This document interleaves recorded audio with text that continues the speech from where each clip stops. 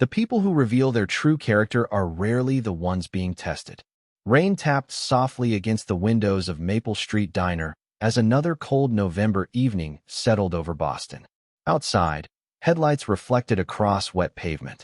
Inside, the scent of fresh coffee and grilled sandwiches filled the air. Most customers barely looked up from their meals. They were tired from work, focused on their phones, busy with their own lives, which was exactly why nobody noticed the man standing quietly near the entrance. His coat was old. His shoes looked worn. The gray knit cap, pulled low over his forehead, made him appear older than he really was. To everyone else, he looked like another struggling man trying to escape the rain for a few minutes. A few customers glanced at him briefly before returning to their conversations. One businessman near the counter frowned as if worried the stranger might ask for money. Another customer deliberately avoided eye contact. The man noticed every reaction. He always did. His name was Charles Bennett. At 52 years old, he owned one of the largest technology companies in America. His face appeared regularly in business magazines. Financial reporters analyzed his decisions. Investors followed his every move. Yet none of that mattered tonight, because nobody in this diner knew who he was. And that was exactly how he wanted it. For nearly 3 years, Charles had developed a strange habit. Every few months, he would visit a different town or city wearing simple clothes and pretending to be someone with very little. Sometimes unemployed, sometimes lonely, sometimes simply forgotten. The experiment always produced the same result. People treated him differently the moment they believed he had nothing to offer. The pattern had made him cynical. Wealth attracted attention. Status attracted respect. But kindness, he believed, was much harder to find. That belief had followed him into Maple Street Diner. Charles slowly removed his wet coat and looked around the room. Then he saw her. Grace Miller moved between tables carrying a coffee pot in one hand and a tray of food in the other. She was 28 years old, with blonde hair pulled neatly into a ponytail and a black apron tied around her waist. Her movements were efficient but unhurried. She smiled naturally when speaking with customers. Not the practiced smile management demanded. A genuine one. Charles watched as she stopped beside an elderly man sitting alone by the window. "The usual tonight, Mr. Jenkins?" she asked warmly. The older man smiled. "You remembered." Grace laughed softly. "You have ordered the same thing every Tuesday for 2 years." The man chuckled while she refilled his coffee. Then she moved to another table where a young mother struggled to calm a restless child. Within seconds, Grace had found extra crayons and paper from somewhere behind the counter. The little boy immediately brightened. Charles noticed something unusual. Grace seemed to see people. Really see them. Not just their orders. Not just their wallets. The person sitting in front of her. He found himself studying her longer than he intended. Eventually, Grace approached his table carrying a menu. Her smile appeared exactly the same as it had for every other customer. No warmer. No colder. "Good evening," she said. "Looks like you picked the perfect night to get out of the rain." Charles looked up at her. For the first time that evening, something about his carefully planned experiment felt slightly different. "Maybe I did," he replied. Grace handed him a menu and set down a steaming cup of coffee without being asked. "First cup is on the house when the weather gets this bad," she said. Then she smiled and walked away. Charles stared at the coffee for a moment. The test had not even started yet. But somehow, for the first time in years, he felt uncertain about who was actually being evaluated. Charles wrapped both hands around the warm coffee cup and watched Grace move through the diner. The rain continued falling outside, painting the windows with shimmering patterns of water and light. Most people would have described the evening as ordinary. To Charles, it felt like the opening scene of another experiment. Yet something already seemed different. He opened the menu but barely looked at it. Instead, he observed the small details around him. Grace remembered names. She remembered favorite meals. She noticed when someone seemed tired. She noticed when someone needed a few extra minutes before ordering. Most importantly, she never appeared to change her behavior based on how much money someone might have. That alone intrigued him. 20 minutes later, Grace returned to his table. "Have you decided?" she asked. Charles nodded. "Just the meatloaf special." "Good choice," she said. "The cook has been making that recipe for almost 15 years. She scribbled the order onto her notepad and started to leave. Then she paused. "And if you need a refill, just wave. You look like you could use a few cups tonight." Charles almost smiled. "Do I look that tired?" Grace tilted her head thoughtfully. Not tired. Her eyes briefly met his. Just carrying a lot. Then she walked away before he could respond. The simple observation stayed with him. Most people saw the old coat, the worn shoes, the appearance he had carefully constructed. Grace somehow seemed to be looking beyond all of that. An hour later, the diner had become quieter. The dinner rush was fading. Charles finished his meal and quietly prepared for the first phase of his test. It was a routine he had used many times before. Simple, effective, predictable. When Grace brought the check, he reached into his coat pocket. Then another pocket. Then another. His expression changed. He frowned and searched again. Slowly, deliberately. Finally, he looked up. I think I have a problem. Grace glanced at him. Everything okay? Charles sighed heavily. I cannot find my wallet.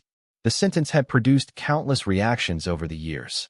Suspicion, annoyance, irritation, sometimes embarrassment on behalf of the customer.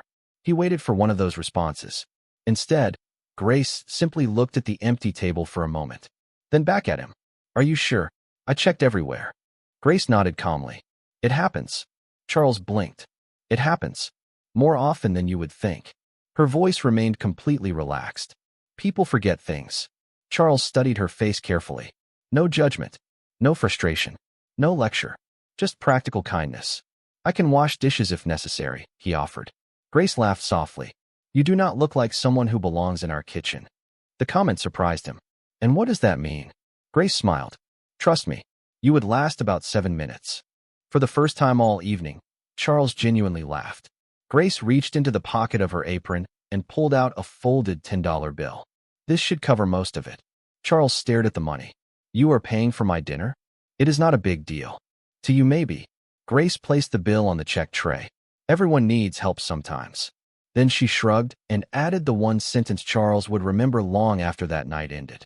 The trick is making sure they keep their dignity when they receive it. Charles sat completely still as she walked away. For years he had designed tests to measure the character of strangers. Yet sitting alone in that small diner, staring at the $10 bill from a waitress who earned far less than he ever would, he felt something unfamiliar. For the first time in a very long time, he was no longer certain he was the one conducting the evaluation. Charles remained seated long after most customers had left. The $10 bill still rested on the table beside the empty coffee cup. Such a small amount of money. Yet somehow it felt heavier than deals worth hundreds of millions. Outside, the rain finally began to ease. Inside, Grace wiped down tables and prepared for closing. She moved with the quiet efficiency of someone who had worked long shifts for years. Nothing about her behavior suggested she expected gratitude. Nothing suggested she thought she had done anything remarkable. To her, helping a stranger had simply been the correct thing to do. That realization bothered Charles more than he expected. Over the years, he had met countless people who were generous when cameras were present. Generous when recognition followed. Generous when there was something to gain. Grace had helped him when she believed he had nothing. No influence. No connections. No status.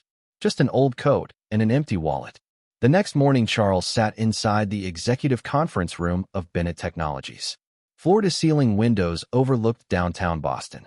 Senior executives reviewed quarterly projections. Market analysts discussed growth forecasts. Millions of dollars were being debated around the table. Yet Charles found himself thinking about a waitress in a small diner. Charles, one executive asked, "Are you with us?" He looked up. Sorry. The meeting continued, but his thoughts remained elsewhere. By lunchtime, he had already made a decision. The test was not finished. That evening, he returned to Maple Street Diner wearing the same old coat, the same worn shoes, the same gray cap. Rain had disappeared, replaced by a clear, cold sky. Grace noticed him the moment he walked through the door. Well, she said with a smile, look who found his way back. Charles slid into the same booth. I wanted to return your $10. Grace laughed softly. That was fast. He placed a folded bill on the table. Grace glanced at it and immediately frowned. That is a 20. Inflation. She shook her head and pushed the bill back toward him. $10 was a loan, not an investment opportunity. Charles found himself smiling again. Then keep the extra 10 as a thank you. No, the answer came without hesitation. Why not? Grace picked up a coffee pot and refilled his cup. Because if I charged interest on kindness, it would stop being kindness. Then she walked away to serve another table. Charles stared after her. Most people would have accepted the money immediately. Some would have asked for more. Grace seemed completely uninterested. That only deepened his curiosity. Over the next hour, he watched her interact with customers. She treated the construction worker eating alone the same way she treated the attorney meeting clients. She spent the same amount of attention on a teenager ordering fries as she did on a businessman ordering steak. No hierarchy, no favoritism, no calculation. Eventually, she returned with a slice of apple pie. "You did not order this," Charles said. "I know. Then why bring it?" Grace shrugged. "Because you have been staring at everyone else eating dessert for 20 minutes. Charles laughed. "You noticed that?" "I notice a lot of things." She set the plate down. "How special?" As she turned away, Charles studied her carefully. There was something unusual about her perception. She seemed to understand people before they spoke. She noticed details others missed. For the first time since beginning these experiments years earlier, Charles felt a strange uncertainty growing inside him. The second test was supposed to reveal who Grace really was. Instead, with every passing minute, it seemed to reveal something about himself that he had never intended to examine. Over the next several weeks, Charles became a regular customer at Maple Street Diner. Every Tuesday, every Thursday, sometimes Saturday mornings. Always the same old coat, always the same worn cap, and always the same quiet booth near the window. The routine was deliberate. He wanted more time to observe Grace, more time to understand why she seemed so different from everyone else he had encountered during his years of testing people. One cold December evening, he decided to make the second phase of his experiment more difficult. When Grace approached with a coffee pot, he looked unusually distracted. "Everything okay?" she asked. Charles hesitated before answering. "Not really." Grace set the coffee pot down. "Do you want to talk about it?" Most people never asked that question. They asked out of politeness, then immediately looked for a way to leave. Grace actually waited for an answer. Charles lowered his eyes. "I lost my job a few months ago." It was a lie he had rehearsed many times before. Since then, things have not been easy. Grace nodded slowly. "I am sorry. You do not seem surprised." A faint smile crossed her face. "Life gets difficult for everybody eventually." Charles studied her carefully. "That is all you have to say?" Grace laughed softly. "What were you expecting? Advice? A lecture? Maybe a speech about positive thinking?" Nobody likes speeches when they are struggling. She picked up the coffee pot again. Most people just want someone to listen. Then she moved to another table. The simplicity of the response stayed with him all evening. A week later, he returned with another story. This time, he claimed he had been unable to find work despite dozens of applications. Another fabrication. Another test. Grace listened patiently while rolling silverware into napkins during a quiet moment near closing time. "That sounds frustrating," she said. "It is." "Then keep trying." Charles raised an eyebrow. "That is your advice?" "Yes." "That seems overly simple." Grace smiled. "Most worthwhile things are." Again, she returned to work. No dramatic speech. No pity. No judgment. Just encouragement. The weeks passed. Christmas lights appeared throughout the neighborhood. Snow dusted the sidewalks. Customers hurried inside the diner seeking warmth. And through it all, Grace remained exactly the same. One afternoon, Charles arrived early and sat quietly while reading a newspaper. A young man entered carrying a backpack and looking nervous. He ordered the cheapest item on the menu and spent nearly an hour staring at paperwork spread across his table. Before leaving, Grace quietly slipped something into his check folder. After he walked out, Charles picked up the folder from the empty table. Inside was a handwritten note. "Good luck with your interview.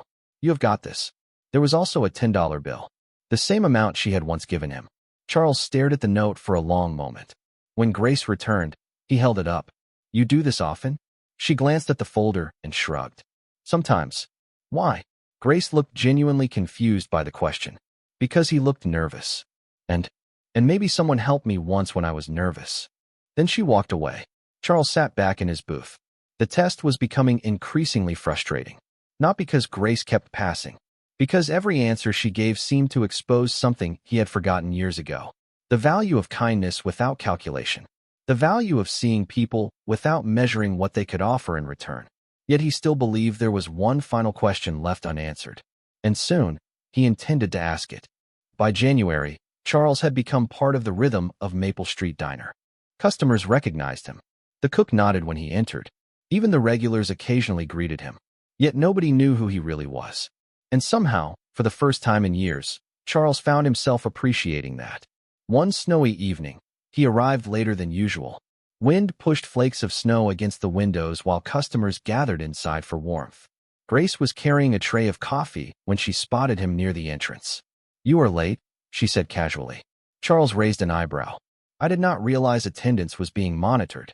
Only for people who always order the same thing." She smiled. "Your booth is open." As Charles settled into his seat, he noticed something unusual. Grace looked tired. Not unhappy, just exhausted. There were faint shadows beneath her eyes. She moved a little slower than normal. Yet she continued greeting every customer with the same kindness. Later that evening, during a quiet moment, Charles finally asked, "Long day?" Grace laughed softly. "Long month. Everything okay?" She nodded. "My grandmother has been staying with me." "That sounds nice." "It is." Her smile grew warmer. "But she recently needed some extra medical appointments." Charles noticed she did not complain. She did not ask for sympathy. She simply stated the facts and continued refilling coffee cups. "That must be expensive," he said. Grace shrugged. "Some things matter more than money." The answer lingered with him. A few days later, Charles quietly asked one of his assistants to conduct a background check. Not an invasive one, just enough to understand who Grace really was. The report surprised him. She worked 6 days a week. She had no significant debt, no luxury purchases, no hidden financial support. Most of her extra income went toward caring for her grandmother. There were also records of volunteer work at a local community center. None of it had ever been publicized. None of it appeared connected to college applications, social media attention, or professional advancement. She simply helped because she chose to. Charles sat alone in his office reading the report. For several minutes, he said nothing. Then he closed the folder and stared out the window at the Boston skyline. The more he learned about Grace, the more uncomfortable he became. Not because she was hiding something, because she was exactly who she appeared to be. A week later, he returned to the diner with another version of his story. This time he claimed he had fallen behind on rent and might need to move. It was the most dramatic test he had attempted so far. Grace listened quietly while placing silverware into a drawer behind the counter. When he finished, she remained silent for a moment. Then she reached beneath the register and pulled out a small card. "What is this?" Charles asked. "A friend of mine manages an apartment building nearby." She handed him the card. "The rent is reasonable and the people are decent." Charles looked at it. "You are trying to help me find housing? I am trying to help you solve a problem. You barely know me." Grace smiled. "That has never seemed like a very good reason not to help someone." Charles stared at the card in his hand. Every test was producing the same result. Every assumption he carried about human nature was becoming harder to defend. Yet what he did not know was that Grace had already noticed details about him that did not fit the story he kept telling. And soon, the person being tested was about to discover that he was not the only one paying attention. February arrived with freezing winds and streets lined with dirty piles of snow. Inside Maple Street Diner, however, everything felt warm. The coffee was hot. The conversations were familiar. The regular customers arrived, almost like clockwork. And Charles continued appearing several times each week, always wearing the same old coat and carrying the same carefully constructed story. Yet something had changed. For the first time since beginning his experiment years ago, he felt less interested in testing someone and more interested in understanding them. One evening he arrived just before closing. Only a few customers remained. Grace was wiping down tables while soft music played through the diner speakers. Charles noticed a framed newspaper article hanging near the register. He had somehow overlooked it before. The headline mentioned a local business scholarship program from several years earlier. A photograph accompanied the article. Charles stared at it for a moment. Then he looked toward Grace.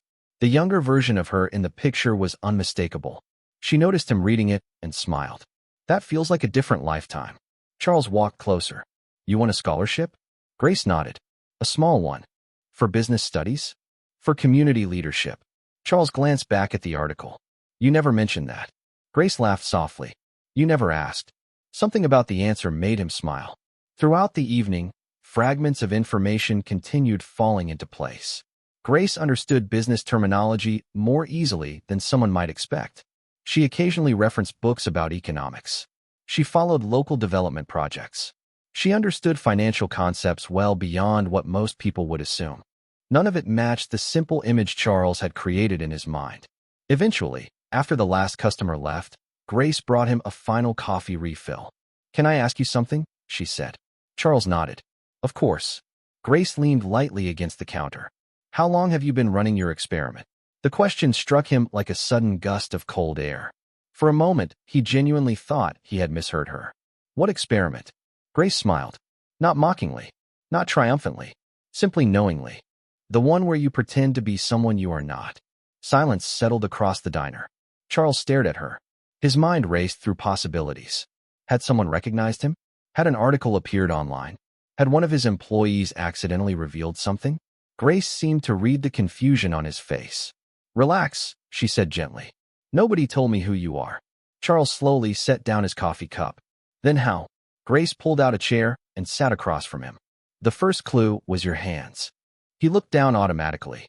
"My hands?" "Yes." She smiled. People who spend years worrying about bills carry stress differently. People who spend years leading organizations carry responsibility differently. Charles blinked. Grace continued. "Then there was the watch. This watch is old. It is also a limited edition Swiss model." Charles stared at her in disbelief. Grace shrugged. "I read." She paused. "And then there was the way you listened." "What does that mean?" "You ask questions like someone gathering information, not like someone looking for help." Charles sat completely silent. Months of carefully maintained disguise seemed to dissolve in seconds.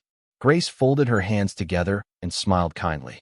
"I knew very early that you were not who you claimed to be." Charles could barely find his voice. "Then why did you keep playing along?" Grace looked at him for a long moment. The answer came quietly. "Because whatever role you were pretending to play, I could still see a person sitting underneath it." Charles sat frozen for several seconds. The diner felt impossibly quiet. The hum of the refrigerators behind the counter seemed distant. The ticking clock on the wall suddenly sounded louder. Across from him, Grace remained calm. There was no satisfaction in her expression, no sense of victory, only honesty. "You knew?" he finally asked. Grace nodded. "Not everything." She smiled gently. "But enough." Charles let out a slow breath and leaned back in his chair. For months he had believed he was guiding the situation, designing the questions, controlling the variables, measuring the results. Now he realized the entire foundation of the experiment had shifted. "And you never said anything?" Grace shook her head. "You were not hurting anyone." "I was lying." "Yes." Her answer came without hesitation. "But people lie for different reasons." Charles studied her carefully. "And what reason did you think I had?" Grace glanced toward the dark windows. Snow drifted slowly beneath the streetlights outside. "Loneliness." The answer landed harder than he expected. Charles looked away. For the first time in years, he felt exposed. Not because she had uncovered his identity, because she had uncovered something deeper. "That is quite a conclusion." Grace smiled softly. "Not really." She folded her hands together on the table. "People who are confident about who they are usually do not spend months pretending to be someone else." Charles could not argue with that. The silence that followed felt strangely comfortable. Neither seemed in a hurry to fill it. Finally, Charles asked the question that had been growing inside him since the moment she revealed the truth. "If you knew I was pretending, then why did you pay for my dinner?" Grace looked genuinely surprised. "Because you forgot your wallet." "Except I did not." "No, then why?" Grace considered the question carefully. "Because whether the story was real or not, you still looked like someone who needed kindness." Charles lowered his eyes. The answer was so simple, so direct, yet it dismantled months of assumptions. "You never thought about what you might get in return?" Grace laughed softly. "From the man in the old coat?" Charles smiled despite himself. "Fair point." She leaned back slightly. "Kindness becomes a transaction the moment you expect a reward." The sentence settled between them.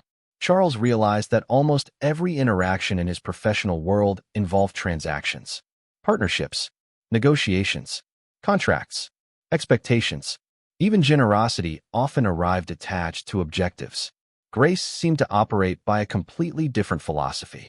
She helped because she believed people mattered, not because they could offer something later. "Do you know who I am?" Charles asked quietly. Grace nodded once. "I figured it out a few weeks ago." "How?" "I saw an interview playing on the television above the counter."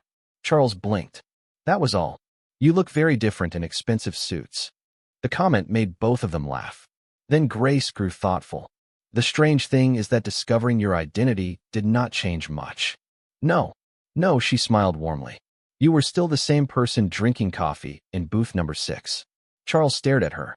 Most people reacted dramatically when they learned who he was. Some became nervous.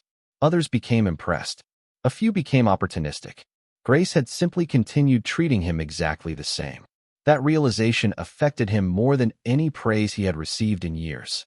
For the first time since beginning these experiments, he understood something uncomfortable. Grace had passed every test almost immediately. The only person still being evaluated was him, and he was no longer certain he liked the results. The conversation stayed with Charles long after he left the diner that night. Snow crunched beneath his shoes as he walked toward the waiting car that usually remained parked a few blocks away. For years he had believed his experiments revealed uncomfortable truths about other people.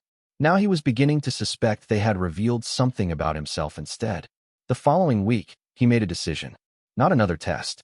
Not another disguise. A decision. On Thursday evening, he arrived at Maple Street Diner carrying a simple manila envelope. Grace noticed it immediately when he sat down in booth number 6. That looks serious, she said while setting down a cup of coffee. Charles smiled. Maybe it is. The envelope remained on the table throughout the evening. Grace never asked about it. She served customers, refilled coffee cups, helped a family celebrate a birthday, comforted an elderly customer whose dog had recently passed away. The small acts of kindness continued exactly as they always had. By closing time, Charles understood something important. None of those actions were performances. Grace behaved the same way whether someone was watching or not. When the last customer finally left, Charles slid the envelope across the table. Grace looked at it, then at him. What is this? An opportunity. She frowned slightly. That sounds expensive. Charles laughed. Not necessarily. Grace opened the envelope and removed several documents. As she read, her expression changed from curiosity to surprise, then confusion. A community development fellowship? She asked. Charles nodded. Fully funded. Grace looked down at the paperwork again. The program would provide advanced business training, leadership development, and the resources needed to launch local community projects. It was prestigious, competitive, life-changing. Why are you giving this to me? Charles folded his hands together. Because I think you could help a lot of people. Grace continued reading. You created this program. Yes. And you want me to participate? Yes. Grace placed the documents back inside the envelope and slid it toward him. No, Charles blinked. No. No. He stared at her, genuinely speechless. This was not the reaction he expected. Most people would have accepted immediately. Others would have negotiated. Grace simply declined. May I ask why? She smiled kindly. Because I do not want special treatment. Charles leaned forward. This is not special treatment. You are offering it because you know me. I am offering it because you earned it. Grace shook her head. Then let me earn it the same way everyone else does. The answer hit him harder than any business negotiation ever had. She was not rejecting the opportunity. She was protecting her dignity. Protecting the principle she lived by. For several seconds, Charles could not think of anything to say. Grace smiled at his silence. That expression is becoming familiar. Charles laughed despite himself. I suppose it is. Then something unexpected happened. Grace reached into her apron pocket and placed a folded $10 bill on the table between them. The same amount she had once loaned him months earlier. What is this? He asked. A reminder. Charles looked confused. Grace gently pushed the bill toward him. The first day you came here, you thought you were testing whether kindness still existed. She smiled warmly. You forgot that kindness does not care who is taking the test. Charles stared at the bill. The old lesson had come full circle. In that moment, he finally understood why every experiment had failed. He had spent years searching for proof that people could not be trusted. Grace had spent the same years quietly proving the opposite. Spring arrived slowly in Boston. Snow disappeared from the sidewalks. The trees along Maple Street began showing the first signs of green. Life moved forward the way it always did. Quietly. One afternoon, nearly 3 months after their conversation about the fellowship, Charles walked into Maple Street Diner and immediately noticed something different. Near the front counter stood a bulletin board filled with flyers for local programs, job resources, community events, educational workshops, volunteer opportunities. In the center was a new announcement. a neighborhood leadership initiative designed to help young adults develop practical business and community skills. Charles smiled before he even finished reading it. You did it, he said. Grace looked up from the register. I did. Without the fellowship. Without the fellowship. Charles nodded slowly. Somehow he was not surprised. Over the months that followed, the program grew. Local business owners volunteered their time. Retired professionals offered mentorship. Students found opportunities they never knew existed. The project did not make headlines. It did not attract television cameras. But it changed lives one person at a time. And that mattered more. One evening, Charles sat in booth number 6 with a cup of coffee while watching the diner move through another busy shift. Everything looked familiar. Grace greeting customers. Families sharing meals. Regulars discussing local news. The same warmth. The same humanity. Yet Charles felt different. The old habit of testing people had quietly disappeared from his life. He no longer felt the need to prove that kindness was rare. He had spent months watching evidence that it was not. Grace eventually stopped by his table. You look thoughtful. Charles smiled. I was remembering the first night I came here. The night you forgot your wallet. The night I pretended to forget my wallet. Grace laughed. That sounds more accurate. Charles looked around the diner. You know, I started all those experiments because I thought success had hidden the truth from me. And what truth did you find? He considered the question carefully. Then he glanced at the folded $10 bill he still carried inside his wallet. The same bill Grace had returned to him months earlier. I discovered that the people worth trusting are usually the ones who never ask you to trust them. Grace smiled but said nothing. She did not need to.